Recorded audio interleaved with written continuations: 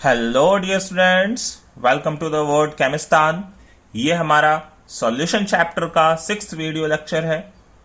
Previous video lecture में हमने बात करी थी ideal and non ideal solutions की, एंड नॉन आइडियल सॉल्यूशंस में भी ऐसे सॉल्यूशंस की जो राउट लॉ से पॉजिटिव एंड निगेटिव डेविएशंस दिखाते हैं।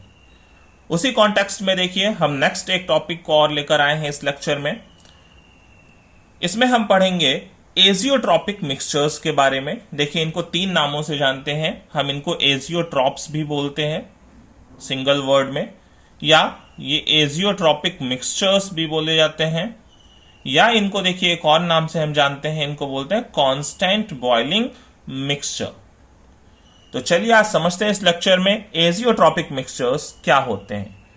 बट उसके पहले मैं आपको देखिए 2 बेसिक डेफिनेशंस क्लियर कर देना चाहता हूं, 2 छोटे छोटे पॉइंट्स जो कि इस टॉपिक में यूज आने वाले हैं। सबसे पहली बात जो कि सबको पता है बट कभी कभी नहीं भी पता होता है, वो है बॉइलिंग पॉइंट। किसी भी लिक्विड का बॉइलिंग पॉइंट कब आता है, इसकी डेफिनेशन अगर मैं पूछूं तो बहुत सारे बच्चे नहीं दे पाते हैं बॉइलिंग पॉइंट क्या होता है। तो ध्यान दीजिए, बॉइलिंग पॉइंट को मैं याद कराऊं तो किसी भी लिक्विड का बॉइलिंग पॉइंट वो टेम्परेचर होता है जिस पे उसका वेपर प्रेशर किसके इक्वल हो जाए, एटमॉस्फेरिक प्रेशर के इक्वल हो जाए। जैसे मैं वाटर की ही बात करूं, वाटर को मैं हीट करता जाऊं तो जब मैं पहुंचता हूं 373 केल्विन, या जिसको हम बोलते हैं 100 डिग्री सेल्सियस, तो उस टेम्परेचर पे क्या होता है, लिक्विड का जो वेपर प्रेशर होता है, वाटर का जो वेपर प्रेशर होता है, वो किसके इक्वल हो जाता है, एटमॉस्फेरिक प्रेशर के इक्वल हो जाता है। तो इसलिए हम वाटर के 373 केल्विन वाले टेम्परेचर को ही क्या बोलते हैं, उस वाटर का बॉइलिंग पॉइंट बोलते हैं। क्लियर है? तो वो टेम्परेचर जिस पे क्या हो जाए, लिक्विड का जो वेपर प्रेशर है, ठीक है, वेपर प्रेशर वो किसके इक्वल हो जाए, एटमॉस्फेरिक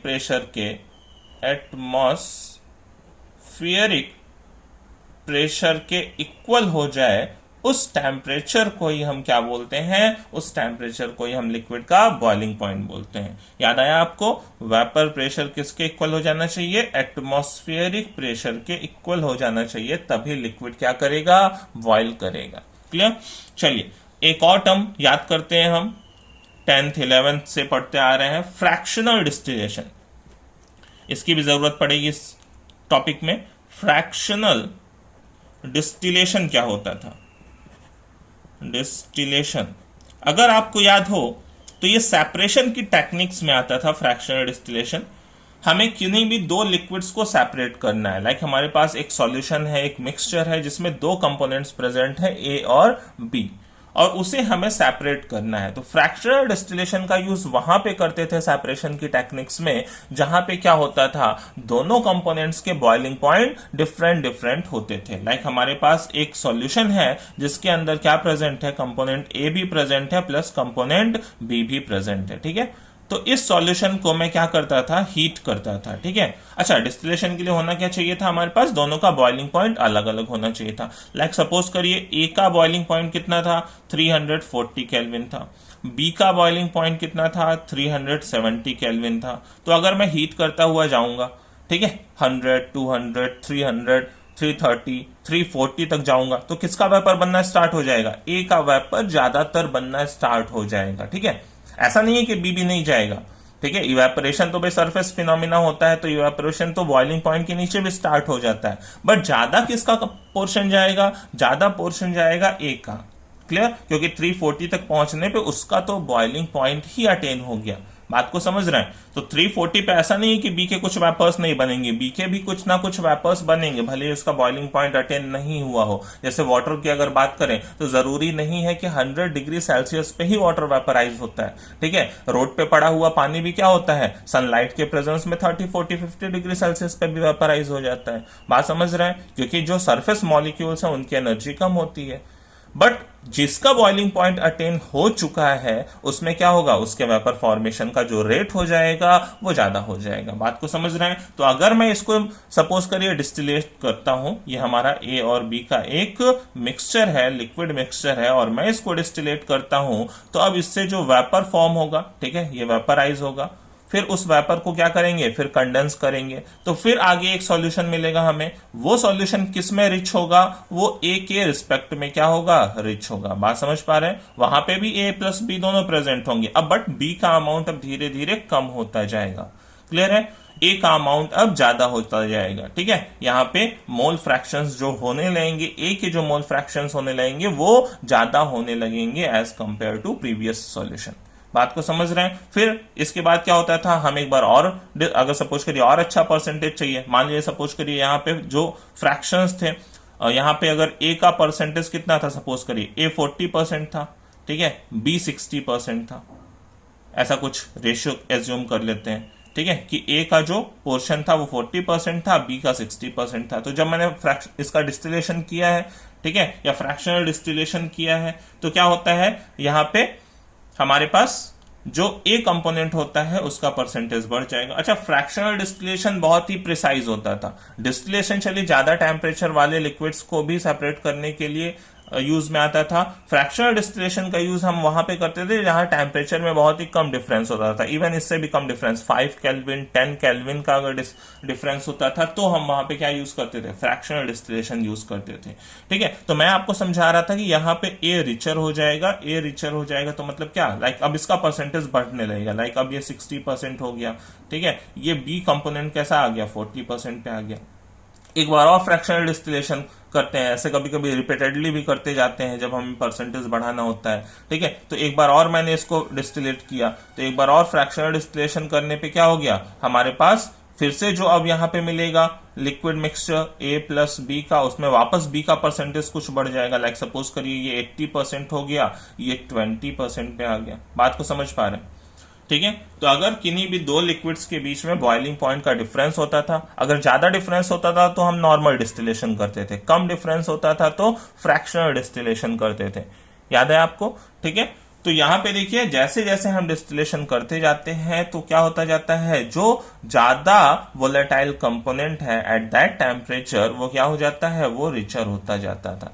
ठीक है, क्लियर? तो ऐसे ही हम क्या करते हैं, लाइक अल्कोहल्स वगैरह होते हैं तो अल्कोहल से वाटर का अमाउंट कम करना होता है तो हम उसको डिस्टिलेट करते जाते हैं, तो उससे और हाइयर और हाइयर और हाइयर परसेंटेज का हमें क्या मिलता जाता है, अल्कोहल मिलता जाता है। क्लियर? आई होप आपको ये पॉइंट क्लियर हो गए होंगे। चलिए अब हम अपने चलते हैं मेन टॉपिक पे, एजियोट्रॉप्स या एजियोट्रॉपिक मिक्सचर पे। ठीक है, अब ध्यान दीजिए एजियोट्रॉपिक मिक्सचर क्या होते हैं। एजियोट्रॉपिक मिक्सचर की अगर मैं बात करूं तो देखिए ये ऐसे मिक्सचर होते हैं जिनको कि अगर मैं हीट करता हूं तो इनका जो भी कंपोजिशन है लिक्विड फेज में और वेपर फेज में वो चेंज नहीं होता है। ध्यान दीजिए, यही मेन इंपॉर्टेंट पॉइंट है इस टॉपिक का। यहां पे देखिए हमने क्या कहा कि नॉर्मल अगर कंडीशन होगी तो ए के वेपर्स क्या होंगे, वो ज्यादा बनने लगेंगे, बी के वेपर्स कम बनेंगे। मतलब नॉर्मल कंडीशन में क्या होगा, लिक्विड फेज में जो ए का मोल फ्रैक्शन था, मतलब मैं उसको मान लो क्या, एक्स ए। ठीक है, लिक्विड फेज में जो ए का मोल फ्रैक्शन था, सपोज करिए उसको मान लेता हूं एक्स ए, और वेपर फेज में जो ए का मोल फ्रैक्शन था वो सपोज कर लेता हूं वाई ए। ठीक है, तो नॉर्मल कंडीशन में क्या होता है, नॉर्मल कंडीशन में मैं बात करूं तो जो वाई ए की वैल्यू होती है वो ज्यादा होती है एक्स ए से, तभी तो उसका वेपर ज्यादा बना ना भाई। ठीक है, और जबकि यहां पे सपोज करिए बी का मोल फ्रैक्शन एक्स बी था, ठीक है, और यहां वेपर फेज में बी का मोल फ्रैक्शन कैसा था, वाई बी था, तो अब इसका वेपर कम बन रहा है तो वाई बी की वैल्यू क्या हो जाती है, वाई बी की वैल्यू लेस हो जाती है as compared to X B, तभी तो सेपरेशन पॉसिबल होगा। ये कंडीशन समझ रहे हैं?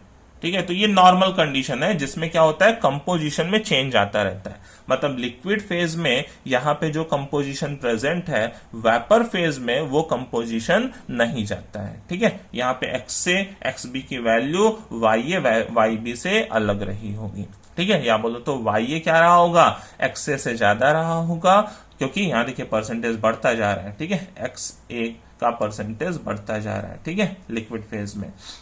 क्लियर है? तो यहाँ पे YA की वैल्यू XA से ज्यादा रही होगी और YB की वैल्यू XB से कम रही होगी, ठीक है, ये नॉर्मल कंडीशन है। बट एजियोट्रॉपिक मिक्सचर में ऐसा नहीं होता है। एजियोट्रॉपिक मिक्सचर ऐसे मिक्सचर्स हैं जिनको हम हीट करेंगे तो जो लिक्विड फेज का मोल फ्रैक्शन है, जो वेपर फेज का मोल फ्रैक्शन है, वो सेम आता है। मतलब ये जो सॉल्यूशन है ये इस तरीके से वेपराइज होगा कि इसका ये जो परसेंटेज हम देख रहे थे ऊपर चेंज होता जा रहा है, ये चेंज नहीं होगा। वेपर फेज में मोल फ्रैक्शन लिक्विड फेज के मोल फ्रैक्शंस के क्या होते हैं, इक्वल होते हैं। मतलब एजियोट्रॉपिक मिक्सचर में देखिए क्या होता है, एजियोट्रॉपिक मिक्सचर में क्या होता है, इसमें मैंने अगर कोई सॉल्यूशन लिया जो कि एक एजियोट्रॉपिक मिक्सचर है, उसमें दोनों कंपोनेंट थे A और B, ठीक है, A और B दोनों कंपोनेंट्स प्रेजेंट थे और मैंने इसको वेपराइज किया, ठीक है, मैंने इसको वेपराइज किया। क्लियर है? तो देखिए अगर मैं कहूं कि A का मोल फ्रैक्शन यहां लिक्विड फेज में XA था, B का मोल फ्रैक्शन यहां पे लिक्विड फेज में XB था और वेपर फेज में A का मोल फ्रैक्शन YA और B का मोल फ्रैक्शन YB था, तो देखिए यहां पे क्या होता है, जो XA की वैल्यू होती है, ठीक है, यहां पे जो XA की वैल्यू होती है वो किसके इक्वल होती है, YA के इक्वल होती है।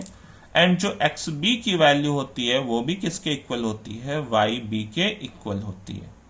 यहां पे कंपोजिशन चेंज नहीं होता है, ये बात ध्यान रखिए।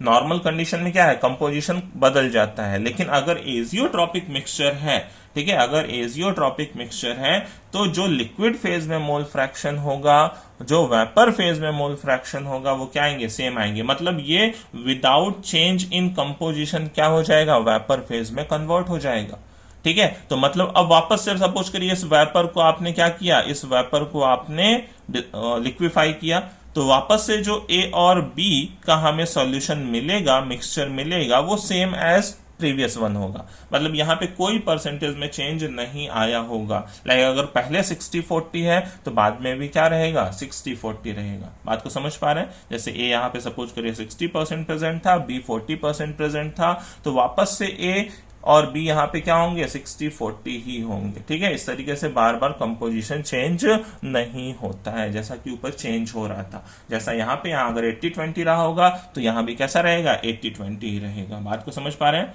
क्लियर है? तो ऐसे सॉल्यूशंस को, ऐसे मिक्सचर्स को हम क्या बोलते हैं, एजियोट्रॉपिक मिक्सचर बोलते हैं, जहां पे ये composition liquid and vapour phase में चेंज नहीं होते हैं। दोनों साइड के मोल फ्रैक्शंस क्या होते हैं, इक्वल होते हैं। Mole fraction in liquid phase is equal to mole fraction in vapour phase, है ना। मैं इसको देखिए लैंग्वेज फॉर्म में ऐसे लिख सकता हूं कि मोल फ्रैक्शन इन लिक्विड फेज वो किसके इक्वल होता है, equal mole fraction in vapour phase, in vapour phase. Clear? जो लिक्विड फेज में मोल फ्रैक्शन होगा वही वेपर फेज में मोल फ्रैक्शन होगा। या इसी को मैं बोलूं तो ये क्या है, कांस्टेंट कंपोजिशन होगा यहाँ पे, है ना। जो कंपोजिशन है वो अनचेंज्ड रहेगा। तो यहाँ पे देखिए मैं लिख सकता हूं आपके लिए कि जो कंपोजिशन होता है, जो कंपोजिशन होता है वो अनचेंज्ड रहता है, अनचेंज्ड रहता है। जबकि नॉर्मल मिक्सचर्स में ऐसा नहीं होता है, हीट करने पे वो कुछ ना कुछ परसेंटेज चेंज होता जाएगा, ठीक है। यहाँ पे कंपोजिशन अनचेंज्ड रहेगा। बात समझ पा रहे हैं? क्लियर? तो देखिए अगर कंपोजिशन अनचेंज्ड है तो मतलब ऐसे लिक्विड को सेपरेट करने के लिए हम फ्रैक्शनल डिस्टिलेशन का यूज नहीं कर सकते थे। यही पॉइंट था हमारा, ठीक है, कि फ्रैक्शनल डिस्टिलेशन से नॉर्मली तो हम लिक्विड को सेपरेट कर पाते हैं, ठीक है, बट एजियोट्रॉपिक मिक्सचर अगर होगा तो वहां पे तो भाई जो वेपर फेज में कंपोजिशन जा रहा है वो same as the previous one जा रहा है, लिक्विड के कंपोजिशन के जैसा ही जा रहा है, ठीक है। तो ऐसे लिक्विड्स का या ऐसे मिक्सचर्स का जो कि एजियोट्रॉपिक मिक्सचर है, उनका फ्रैक्शनल डिस्टिलेशन से सेपरेशन पॉसिबल नहीं होता है, ठीक है। क्लियर है? तो यहाँ पे देखिए हम कुछ पॉइंट्स लिखते हैं सबसे पहले, क्या कि ये एजियोट्रॉपिक मिक्सचर्स की कंडीशंस क्या होती हैं और एजियोट्रॉपिक मिक्सचर्स के कैरेक्टरिस्टिक्स क्या होते हैं। ठीक है, क्लियर। तो चलिए एजियोट्रॉपिक मिक्सचर्स के बारे में थोड़े हम पॉइंट्स बताते हैं आपको। देखिए सबसे पहला पॉइंट मैं अगर बात करूं, ठीक है, सबसे पहले पॉइंट की अगर मैं बात करूं कि एजियोट्रॉपिक मिक्सचर्स कौन बनाते हैं, ठीक है, तो एजियोट्रॉपिक मिक्सचर्स देखिए नॉन आइडियल सॉल्यूशंस के थ्रू बनाए जाते हैं। जो भी नॉन आइडियल सॉल्यूशंस होते हैं, राउट लॉ से जो पॉजिटिव या निगेटिव डेविएशंस दिखाते हैं, वही एजियोट्रॉपिक मिक्सचर का फॉर्मेशन करते हैं। क्लियर है, बराबर। तो मैं एक पॉइंट लिख सकता हूं यहां पे, पहला, दीज आर फॉर्म्ड बाय, ठीक है, दूसरे कलर से लिखता हूं मैं, लाइक ब्लैक कलर लेता हूं। These are formed by non-ideal solutions, non-ideal solutions,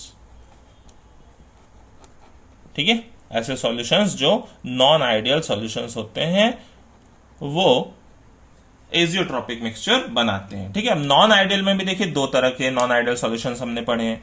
ऐसे सॉल्यूशंस जो राउट लॉ से पॉजिटिव डेविएशन दिखाते हैं और ऐसे भी सॉल्यूशंस जो राउट लॉ से निगेटिव डेविएशन दिखाते हैं। तो फिर देखिए एजियोट्रॉपिक मिक्सचर भी दो टाइप के हो जाते हैं। ठीक है, अगर कोई नॉन आइडियल सॉल्यूशन है जो कि राउट लॉ से कैसा दिखा रहा है, पॉजिटिव डेविएशन दिखा रहा है, ठीक है, पॉजिटिव डेविएशन दिखा रहा है राउट लॉ से, पॉजिटिव डेविएशन, तो वो अलग टाइप का एजियोट्रॉपिक मिक्सचर बनाता है। और अगर मैंने कोई सॉल्यूशन लिया जो राउट लॉ से क्या करता है, निगेटिव डेविएशन दिखाता है, एक non ideal solution negative deviation, तो वो कुछ अलग टाइप का एजियोट्रॉपिक मिक्सचर बनाता है। अब ध्यान दीजिए राउट लॉ से पॉजिटिव एंड निगेटिव डेविएशन की कंडीशन में कौन कौन से एजियोट्रॉपिक मिक्सचर बनते हैं। ठीक है, तो ध्यान दीजिए जो राउट लॉ से पॉजिटिव डेविएशन दिखाते हैं ऐसे सॉल्यूशंस क्या बनाते हैं, ठीक है, जो राउट लॉ से पॉजिटिव डेविएशन दिखाते हैं ऐसे सॉल्यूशंस बनाते हैं minimum boiling azeotrope, minimum boiling azeotropes. और जो राउट लॉ से निगेटिव डेविएशन दिखाते हैं ऐसे सॉल्यूशंस बनाते हैं मैक्सिमम बॉइलिंग एजियोट्रॉप्स। ये पहली चीज ध्यान रखिएगा कि दो तरह के हमारे एजियोट्रॉपिक मिक्सचर्स होते हैं, क्योंकि नॉन आइडियल सॉल्यूशंस भी क्या होते हैं, दो तरह के होते हैं, पॉजिटिव डेविएशन दिखाने वाले, निगेटिव डेविएशन दिखाने वाले। क्लियर। अब देखिए दूसरे पॉइंट की अगर मैं बात करूं, सेकंड पॉइंट, तो सेकंड पॉइंट में देखिए मैं एजियोट्रॉप का अगर मीनिंग बोलूं तो ग्रीक में देखिए इसकी मीनिंग ही होती है, ग्रीक में अगर मैं मीनिंग की बात करूं एजियोट्रॉप्स का क्या मतलब होता है, ठीक है, तो ग्रीक वर्ड में अगर मैं इसका मीनिंग बोलूं तो इसका मतलब होता है boiling without change, boiling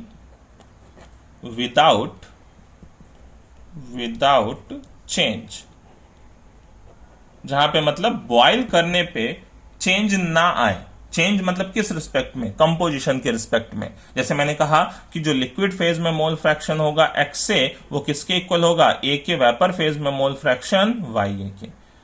B का भी सिमिलरली जो XB होगा वो किसके इक्वल होगा, YB के इक्वल होगा। मतलब इनका कंपोजिशन क्या होगा, कांस्टेंट होगा, mole fraction liquid phase equal to mole fraction vapour phase. Clear है, ये पॉइंट मैंने आपको पीछे भी बता दिया। फिर देखिए तीसरा पॉइंट की अगर मैं बात करूं, थर्ड पॉइंट की बात करूं, तो तीसरा पॉइंट मैंने क्या कहा कि in such cases it is not possible to separate the composition by fractional distillation. ठीक है, तीसरा पॉइंट अगर मैं बोलूं तो क्या होता है, इन कंडीशंस में जो सेपरेशन है वो बाय फ्रैक्शनल डिस्टिलेशन पॉसिबल नहीं हो पाता है। ठीक है, तो तीसरा पॉइंट लिखता हूं मैं, इन such cases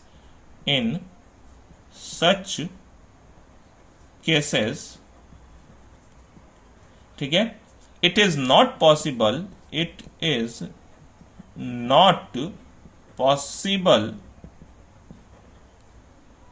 to separate the composition या the components, to separate the components by fractional distillation,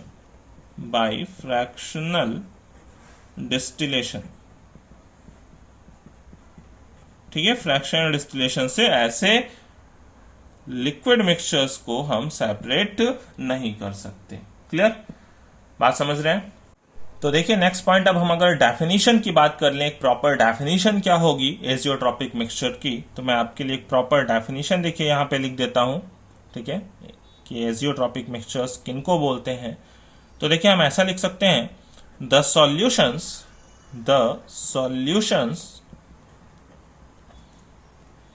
means liquid mixtures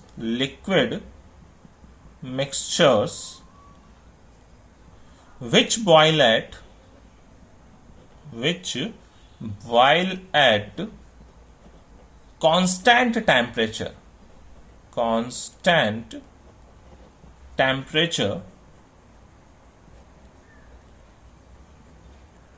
and can distill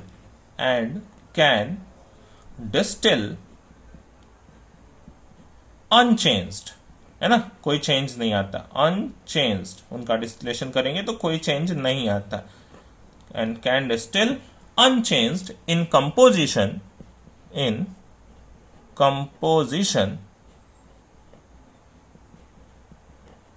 are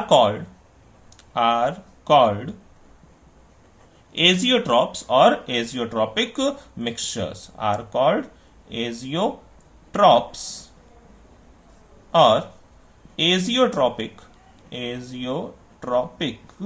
mixtures. Clear, mixtures.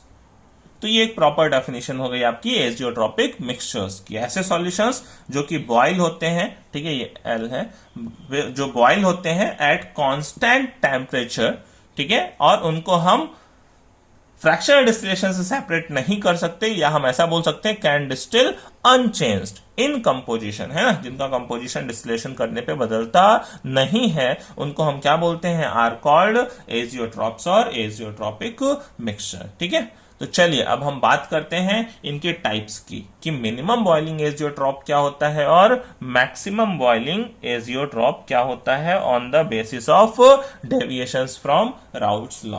Clear, तो चलिए हम चलते हैं। सबसे पहले बात करेंगे हम राउट लॉ से पॉजिटिव डेविएशन दिखाने वाले मिक्सचर की, जो कि क्या बनाएगा, एक पर्टिकुलर कंपोजिशन। अच्छा, एक चीज मैं आपको और याद करा दूं, ये जो एजियोट्रॉप बनेंगे वो एक पर्टिकुलर कंपोजिशन पे बनेंगे। ठीक है, पर्टिकुलर कंपोजिशन पे, मतलब ऐसा नहीं है कि मैंने दो लिक्विड को मिक्स किया तो वो हमेशा एजियोट्रॉपिक मिक्सचर बनाएगा ही बनाएगा। जैसे मैंने अल्कोहल और वाटर को, ऐसा नहीं है कि किसी भी परसेंटेज में मिक्स किया तो वो एजियोट्रॉपिक मिक्सचर बनाएगा। उसके लिए पर्टिकुलर क्या होना चाहिए, पर्टिकुलर कंपोजिशन होना चाहिए, फिक्स्ड कंपोजिशन होना चाहिए। तो जो एजियोट्रॉपिक मिक्सचर होते हैं वो एक फिक्स कंपोजिशन पे ही क्या दिखाते हैं, एजियोट्रॉपिक नेचर शो करते हैं। बात समझ में आ रही है? तो चलिए हम चलते हैं सबसे पहले पॉजिटिव डेविएशन दिखाने वाले मिक्सचर के पास, जो कि बनाते हैं मिनिमम बॉइलिंग एजियोट्रॉप्स। ठीक है, तो हम सबसे पहले एक हेडिंग स्टार्ट करते हैं।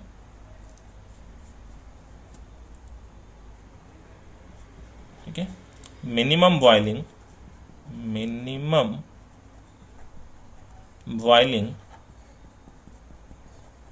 Azeotropes.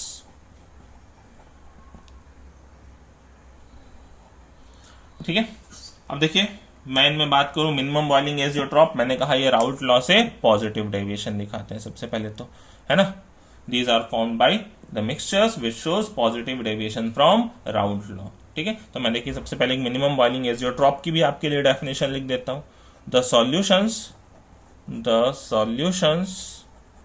which show a large positive deviation from Raoult's law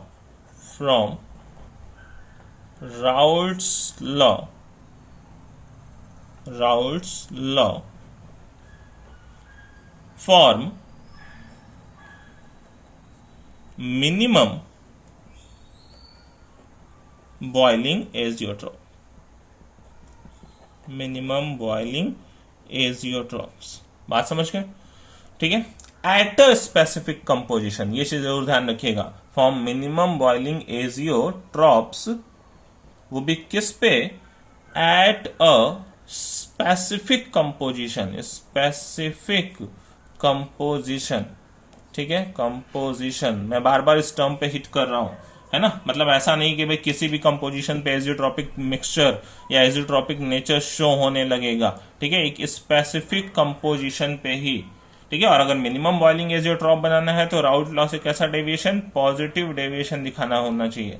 ठीक है, फ्रॉम राउल्ट्स लॉ। क्लियर, बात समझ पा रहे हैं? तो चलिए देखिए, राउल्ट लॉ के पॉजिटिव डेविएशन वाले एग्जांपल को याद करें तो अल्कोहल वाटर का मिक्सचर क्या होता था? राउल्ट लॉ से पॉजिटिव डेविएशन दिखाता था। क्लोरोफॉर्म इथेनॉल का मिक्सचर भी क्या होता था? राउल्ट लॉ से पॉजिटिव डेविएशन दिखाता था। ठीक है, तो जैसे मैं आपके लिए एग्जाम्पल की बात कर लूं, ठीक है, एग्जाम्पल की बात कर लूं तो देखिए एग्जाम्पल में मैं यहाँ पे लिख रहा हूं कंपोनेंट्स। ठीक है, मैं एक साथ का एग्जाम्पल दे रहा हूं आपको। कंपोनेंट्स, कंपोनेंट ए लिखूंगा कौन है और कंपोनेंट बी लिखूंगा यहाँ पे कौन है। ठीक है, कंपोनेंट्स, फिर देखिए उसमें कितना बी का परसेंटेज है, क्योंकि मैंने कहा कि एक स्पेसिफिक कंपोजिशन पे ही क्या होता है? एजियोट्रॉपिक नेचर शो होता है। ठीक है, तो वो क्या परसेंटेज होना चाहिए बी का? जब एजियोट्रॉपिक नेचर शो होगा। ठीक है, फिर उसके बाद देखिए इधर हम बॉइलिंग पॉइंट भी लिख देते हैं। ठीक है, बॉइलिंग पॉइंट किसमें? बॉइलिंग पॉइंट केल्विन में। ठीक है, दोनों कंपोनेंट का, कंपोनेंट ए का भी बॉइलिंग पॉइंट लिखेंगे और कंपोनेंट बी का भी बॉइलिंग पॉइंट लिखेंगे। फिर देखिए एजियोट्रॉप का भी यहाँ पे बॉइलिंग पॉइंट लिखेंगे। कब? एजियोट्रॉपिक मिक्सचर, है ना, एजियोट्रॉप बनेगा, एजियोट्रॉप। ठीक है, क्लियर? किस टेम्परेचर पे दोनों डिस्टिल अनचेंज ऊपर चले जाएंगे। क्लियर? तो देखिए सबसे पहले मैं बात करूं, देखिए एक एग्जांपल 1 की, पहला एग्जांपल लेता हूं मैं। इथेनॉल एंड वाटर का मिक्सचर, मैंने एक कंपोनेंट ए वाटर लिया, दूसरा कंपोनेंट बी इथेनॉल लिया। ठीक है, ये दो कंपोनेंट लिए।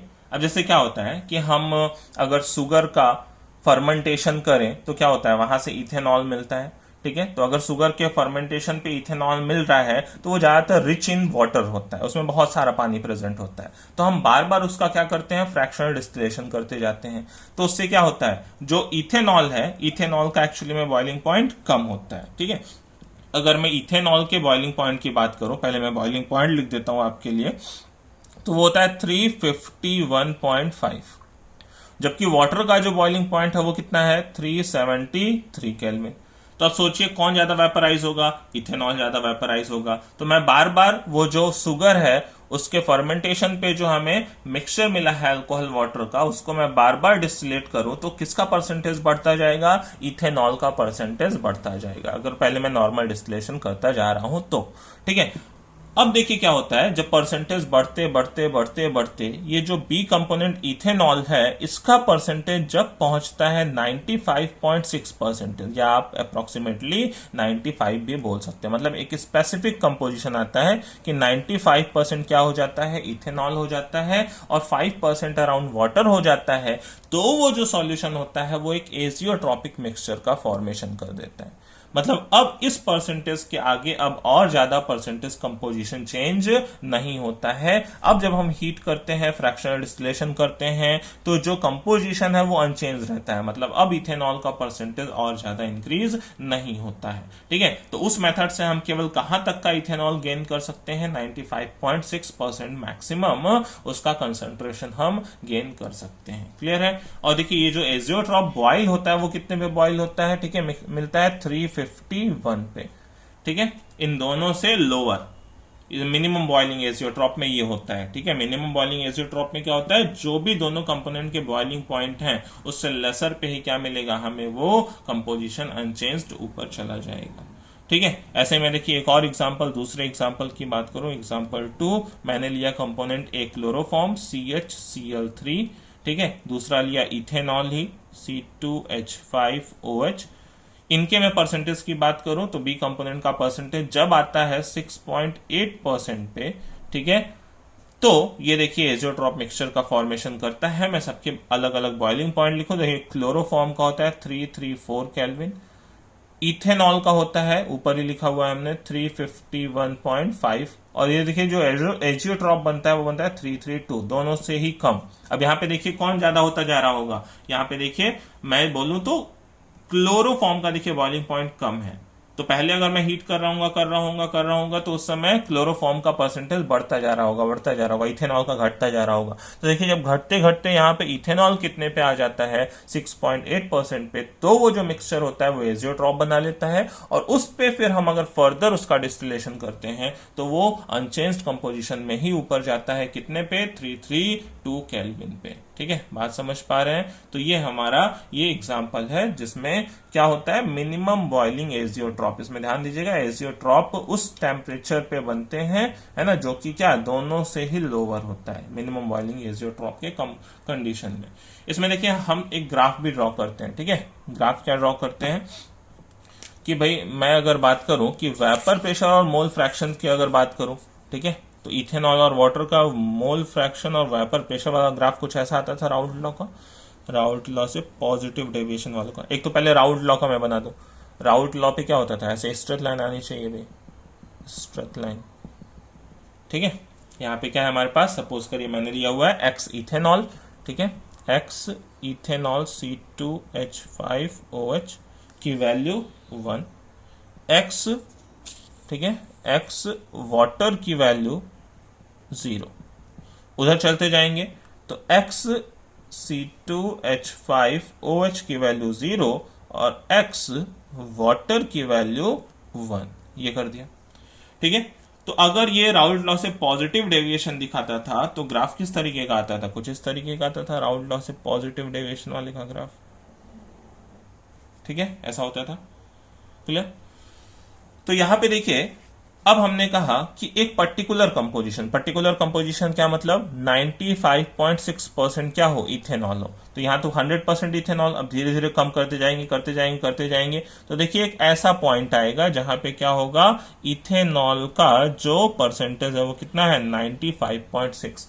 इस कंडीशन पे ही, इस सिचुएशन पे ही ये सॉल्यूशन क्या दिखाता है, ये मिनिमम बॉइलिंग एजियोट्रॉप का फॉर्मेशन करता है। अब देखिए मैंने आपको शुरू में बॉइलिंग पॉइंट की डेफिनेशन क्यों याद कराई थी। ठीक है, बॉइलिंग पॉइंट की डेफिनेशन इसलिए याद कराई थी क्योंकि जब वेपर प्रेशर एटमॉस्फेरिक प्रेशर के इक्वल होगा तो वहां क्या आएगा, बॉइलिंग पॉइंट अटेन होगा। अब ध्यान दीजिए यहां पे अगर मैं इस पॉइंट पे बात करूं कि जिसपे क्या है एजियोट्रॉपिक मिक्सचर बना है, ठीक है, ये पर्टिकुलर पॉइंट जिसपे एजियोट्रॉपिक मिक्सचर, ये पर्टिकुलर कंपोजिशन, वो कंपोजिशन कब है, जब यहाँ पे एक्स इथेनॉल कितना है, एक्स इथेनॉल है XC2H5OH कितना है, वो है 95.6%। ठीक है, तो इस कंडीशन में देखिए क्या है, वेपर प्रेशर क्या है, मैक्सिमम है। अब ध्यान दीजिए जब वेपर प्रेशर ज्यादा होगा तो बॉइलिंग पॉइंट तो क्या हो जाएगा, कम हो जाएगा ना, क्योंकि जब वेपर प्रेशर एटमॉस्फेरिक प्रेशर के बराबर पहुंचेगा तो बॉइलिंग पॉइंट आएगा। अब अगर वेपर प्रेशर भी ज्यादा है तो एटमॉस्फेरिक प्रेशर पे पहुंचने में उसको कम टेम्परेचर देना पड़ेगा। ठीक है, तो अगर वेपर प्रेशर की वैल्यू हाई है तो उतना ही कम क्या हो जाता है, वो जो बॉइलिंग पॉइंट का टेम्परेचर है वो उतना ही लो हो जाता है। तो इसका अगर मैं टेम्परेचर, ये ग्राफ किसका था, ये ग्राफ था vapour pressure versus mole fraction का ग्राफ था। अब मैं टेम्परेचर वर्सेस मोल फ्रैक्शन का ग्राफ बना दूं तो जस्ट इसका उल्टा देखिए कुछ ऐसा आएगा। ठीक है, कुछ इस तरीके से ये है टेम्परेचर वर्सेस मोल फ्रैक्शन का ग्राफ है। ठीक है, टेम्परेचर वर्सेस मोल फ्रैक्शन का ग्राफ, जितना ज्यादा वेपर प्रेशर अब उतना ही जल्दी वो क्या करेगा, उतना ही जल्दी वो एटमॉस्फेरिक प्रेशर के इक्वल पहुंच जाएगा और उतना ही कम उसका क्या होगा, बॉइलिंग पॉइंट होगा। ठीक है, बात समझ रहे हैं। तो ये टेम्परेचर वर्सेस एक्स का ग्राफ बनाऊंगा तो ये टेम्परेचर क्या हो जाएगा, एक मिनिमा यहाँ पे शो करेगा जिस एजियोट्रॉपिक मिक्सचर के लिए। ठीक है, बाकी इधर एजियोट्रॉपिक मिक्सचर नहीं है, इधर एजियोट्रॉपिक मिक्सचर नहीं है। एजियोट्रॉपिक मिक्सचर केवल इस कंडीशन पे बना है, इस कंपोजिशन पे बना हुआ है। ठीक है, जिसका बॉइलिंग पॉइंट क्या होगा, मिनिमम होगा, क्योंकि उस पॉइंट पे जो वेपर प्रेशर था वो क्या था, वो मैक्सिमम था। क्लियर है? तो ये हमारा ग्राफ ड्रॉ करते हैं किसके लिए, ये मिनिमम बॉइलिंग एजियोट्रॉप के लिए टेम्परेचर वर्सेस मोल फ्रैक्शन का ग्राफ इस तरीके से जाता है। ठीक है, चलिए अब हम दूसरे टाइप की बात कर लें। मैक्सिमम बॉइलिंग एजियोट्रॉप कब बनता है? क्लियर? तो चलिए सेकंड पार्ट पे आते हैं हम, मैक्सिमम बॉइलिंग एजियोट्रॉप पे। ठीक है, तो दूसरा है हमारे पास maximum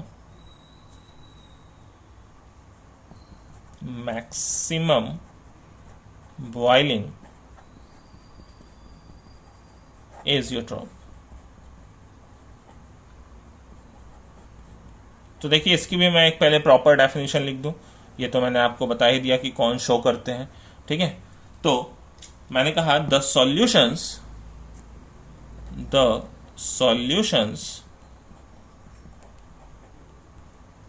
which shows negative deviation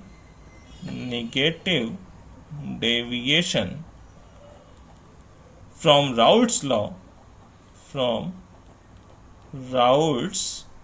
law form maximum boiling azeotrope. ठीक है, किस पे? ये भी एट अ स्पेसिफिक कंपोजिशन। ये बात हमेशा ध्यान में रखिए, एट अ स्पेसिफिक कंपोजिशन। ठीक है, एट अ स्पेसिफिक कंपोजिशन, ये हम इसकी एक डेफिनेशन लिख सकते हैं। तो अब देखिए यहां पे मैं बात करूं तो ये जो पॉजिटिव डेविएशन दिखाने वाले थे वो मिनिमम बॉइलिंग एजियोट्रॉप बना रहे थे। जो निगेटिव डेविएशन दिखाने वाले हैं, निगेटिव डेविएशन किससे? फ्रॉम राउल्ट्स लॉ, वो क्या दिखाते हैं? मैक्सिमम बॉइलिंग एजियोट्रॉप बनाते हैं। ठीक है, अब देखिए मैं जैसे एग्जाम्पल की बात करूं आपके लिए इसमें भी। ठीक है, एग्जाम्पल की मैं बात करूं तो देखिए नाइट्रिक एसिड और वाटर का जो मिक्सचर होता था वो क्या होता था? राउल्ट लॉ से निगेटिव डेविएशन दिखाता था। ऐसे ही HCl और वाटर का जो मिक्सचर होता था वो भी, फॉर्मिक एसिड और वाटर का वो भी, एसीटोन क्लोरोफॉर्म का वो भी। तो ये सब क्या बनाते हैं? जैसे मैं एग्जांपल्स के लिए लिखूं, ठीक है, मैं पहले ये लिख देता हूं कि इनमें कौन कौन से, जैसे water plus nitric acid. But यहाँ पे भी कंपोजिशन भाई एक पर्टिकुलर कंपोजिशन पे ही ये मिक्सचर क्या बनेगा? एजियोट्रॉपिक मिक्सचर बनेगा। ठीक है, तो इसमें क्या होता है, जो नाइट्रिक एसिड है वो कितना होना चाहिए? 68% का। ठीक है, ये 68% का जब होता है तो ये एजियोट्रॉपिक मिक्सचर बनाता है। ठीक है, दूसरा देखिए मैं एक और एग्जांपल दूं, वाटर प्लस HCl, ये भी राउल्ट लॉ से नेगेटिव डेविएशन दिखाता था, ये भी एजियोट्रॉपिक मिक्सचर बनाता है। कब बनाता है? जब HCl का परसेंटेज कितना होता है? 20.2% पे आता है, तब बनाता है। ठीक है, स्पेसिफिक कंपोजिशन पे ही बनेगा। ठीक है, तीसरा देखिए वाटर प्लस फॉर्मिक एसिड, ये भी एजियोट्रॉपिक मिक्सचर बना सकता है। कब बनाता है? जब फॉर्मिक एसिड का परसेंटेज होता है 77% के अराउंड। ठीक है, इसके अलावा देखिए मैं एक और बात कर लूं। ठीक है, इसके अलावा देखिए क्लोरोफॉर्म एसीटोन, वो भी हमने पढ़ा था, CHCl3 प्लस CH3COCH3, ये भी क्या बनाता है? राउल्ट लॉ से निगेटिव डेविएशन दिखाता है, ये भी बनाता है। ठीक है, कब? जब एसीटोन का परसेंटेज होता है अराउंड 20% के अराउंड। तो ये कुछ फिक्स कंपोजिशन है इन मिक्सचर्स के लिए। जब ये क्या दिखाते हैं?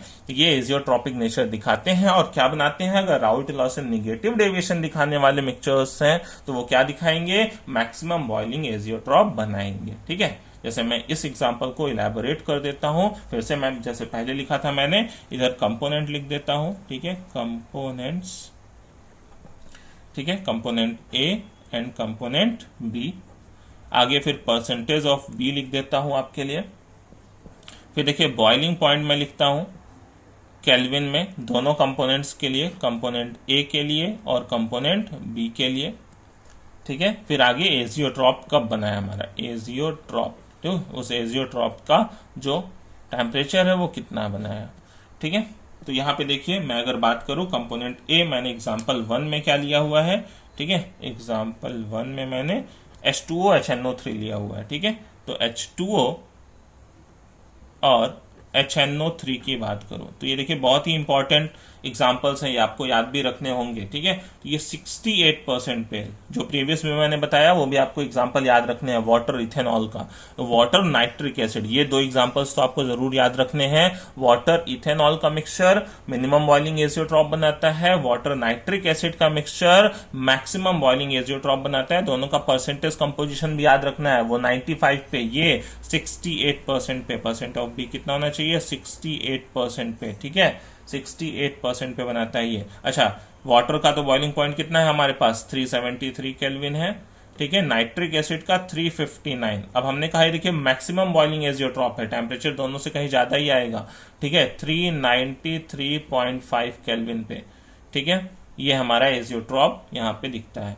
ठीक है। तो यहाँ पे देखिए दूसरा एग्जांपल मैं बात करूं, केवल दो एग्जांपल का ही मैं डिटेल लिखूंगा, एक वाटर HCl का लिख देता हूं आपके लिए, तो H2O और HCl, ये दोनों के लिए लिखता हूं। परसेंटेज देखिए कब आता है, 20.2 जब HCl पहुंचेगा।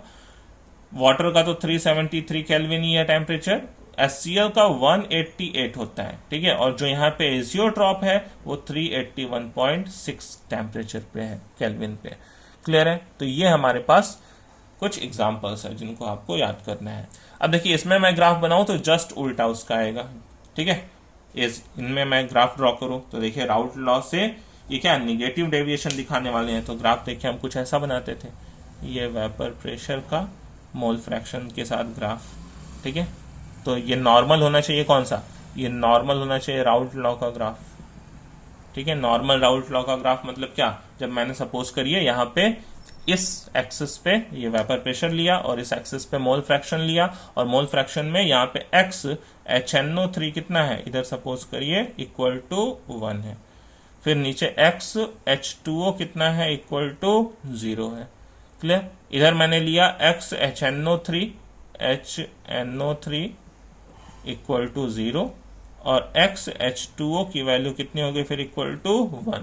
तो अब देखिए हम कह रहे हैं कि भाई कब, जब 68% नाइट्रिक एसिड कम होते होते होते होते 68% पे पहुंचेगा, ठीक है। तो इस पॉइंट पे क्या बनेगा, जब x HNO3 की वैल्यू कितनी पहुंचेगी, 68% पे पहुंचेगी, है ना, मतलब 0.68 के अराउंड पहुंचेगी, ठीक है। तो क्या बनेगा वहां पे हमारा मैक्सिमम बॉइलिंग एजियोट्रॉप। अब देखिए हमारा जो मिक्सचर होता था नाइट्रिक एसिड वाटर, वो राउट लॉ से निगेटिव डेविएशन दिखाता था। तो निगेटिव डेविएशन कुछ इस तरीके का, ठीक है, इस पॉइंट पे निगेटिव डेविएशन, ये सबसे मिनिमम वाला पॉइंट है। अब देखिए जब वेपर प्रेशर, ये कौन सा ग्राफ था, vapour pressure versus mole fraction का। अब जब जिस पॉइंट पे वेपर प्रेशर मिनिमम है वहां बॉइलिंग पॉइंट क्या रहा होगा, मैक्सिमम रहा होगा। तो अगर देखिए मैं टेम्परेचर वर्सेस मोल फ्रैक्शन का ग्राफ बनाऊं तो यही पॉइंट क्या हो जाएगा, ऊपर चला जाएगा यहाँ पे कुछ, और वो ग्राफ कुछ इस तरीके से मिलेगा। बात समझ पा रहे हैं, ये टेम्परेचर वर्सेस मोल फ्रैक्शन का ग्राफ होगा। तो यहाँ पे जब वेपर प्रेशर जिस पॉइंट पे मिनिमा रही होगी उस टाइम पे क्या रहा होगा, जो बॉइलिंग पॉइंट रहा होगा वो मैक्सिमा रहा होगा। बात समझ गए, क्लियर है। तो यही होता है हमारा राउट लॉ से निगेटिव डेविएशन जो दिखाते हैं वो मैक्सिमम बॉइलिंग एजियोट्रॉप बनाते हैं। ये एग्जांपल्स भी आपको याद करने हैं, क्लियर है। तो चलिए फिर इस लेक्चर को आज हम यहीं पे फिनिश करते हैं। पढ़ते रहिए, मिलते हैं नेक्स्ट लेक्चर में। Take care.